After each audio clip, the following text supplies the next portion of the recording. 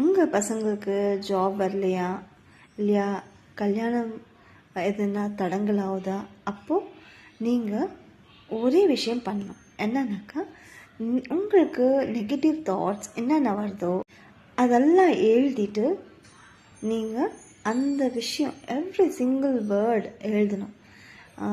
Like என்னென்ன நீங்கள் நெகட்டிவாக நினச்சிங்க, அம்மாவை பற்றியா, மாமியார் பற்றியா, இல்லையா ஹஸ்பண்ட் பற்றியா, இல்லை பசங்க பற்றியா, பசங்க படிக்கிறதில்ல, என்னென்ன சொல்கிறீங்களோ அதெல்லாம் உங்களுக்கு காலையிலேருந்து சாயங்காலம் வரைக்கும் என்னென்ன நெகட்டிவ் தாட்ஸ் வருதோ அதெல்லாம் எழுதிடுங்க. அது எழுதிட்டு நீங்கள் அதை பேர்ன் பண்ணிவிடுங்க.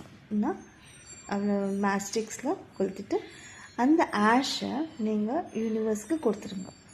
அப்போது உங்கள் நெகட்டிவ் தாட்ஸ் எல்லாம் நீங்கள் கிளியர் பண்ணிகிட்டே வரீங்க.